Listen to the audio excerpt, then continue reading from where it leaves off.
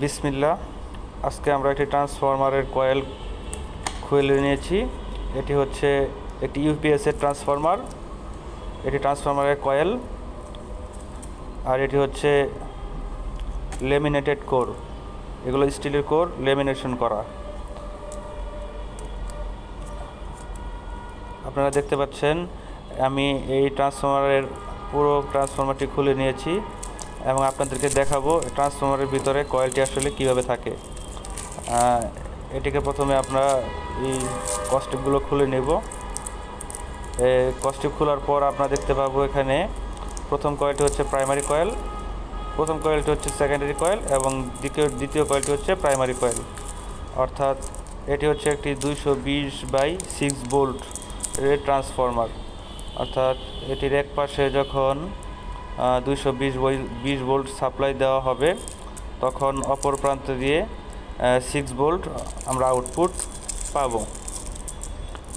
তো এটি খুবই হাই এম্পিয়ার রেটিংসের একটি ট্রান্সফরমার। আপনারা দেখতে পাচ্ছেন আমরা এই কস্টিপটি খুলে নিচ্ছি। আপনারা এখানে দেখবেন, এখানে এই তারটি খুব মোটা তার দিয়ে ওয়ারিং করা আছে। মোটা তারের কয়েলটি আমরা এই পর্যায়ে খুলে নিব। এই পাশে যে তারগুলো দেখছেন, 4টা তার, এটা হচ্ছে প্রাইমারি সাইডের 4টা তার, আর অপর প্রান্তের যে মোটা 2টা তার, এই 2টা তার হচ্ছে সেকেন্ডারি সাইডের 2টা তার। এই সেকেন্ডারি সাইডের 2 তার দিয়ে 6 ভোল্ট পাওয়া যায় এবং এই 4টা তার থেকে এই কালো তারটা হচ্ছে কমন এবং বাকিগুলো ভোল্টেজ অনুসারে কানেকশন করতে হয়। এখন আমরা এটিকে খুলে নেব, তো আপনারা দেখতে থাকুন।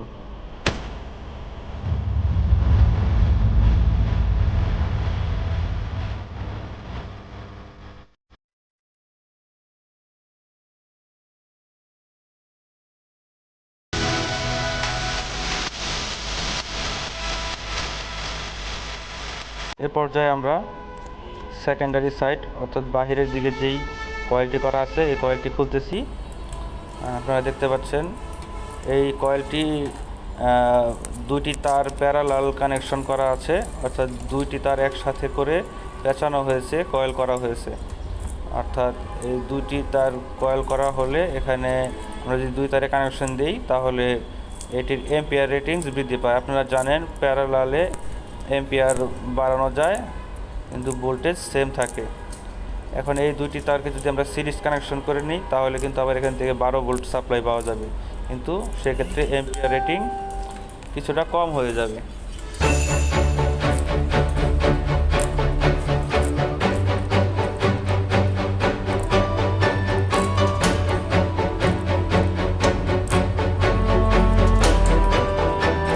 হ্যাঁ বন্ধুরা, এ পর্যায়ে আমাদের সেকেন্ডারি সাইডের কয়েলটি সম্পূর্ণরূপেই খোলা হয়ে গেছে।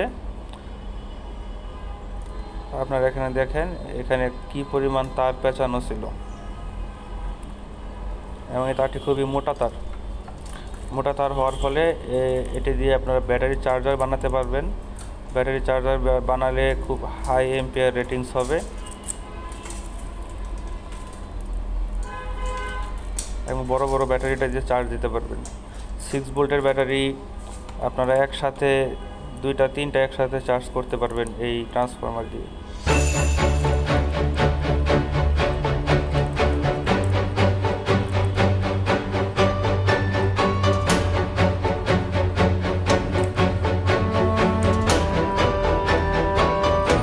এ পর্যায়ে আমরা দেখতে পাচ্ছি এখানে যে কয়েলটি অবশিষ্ট আছে এই কয়েলটিকে বলা হয় প্রাইমারি কয়েল। প্রাইমারি কয়েলের উপর যেই টেপটা দেওয়া আছে এই টেপটা আমরা প্রথমে খুলে নিই, তারপর দেখতে পারবেন আপনারা এই তারটি কতটা মোটা। স্বাভাবিকভাবে প্রাইমারি সাইডের তারটা চিকন হয় এবং সেকেন্ডারি সাইডের তারটা কিছুটা মোটা হয়। স্টেপ ডাউন ট্রান্সফরমারের ক্ষেত্রে এই তত্ত্বটা প্রযোজ্য, কারণ আমরা জানি স্টেপ ডাউন ট্রান্সফরমারের ভোল্টেজ যখন ডাউন করা হয় তখন অ্যাম্পিয়ার বেড়ে যায়। এজন্য সেকেন্ডারি সাইডে মোটা তার ব্যবহার করা হয়। দেখতে পাচ্ছেন এই 4টি মোটামুটি চিকন তার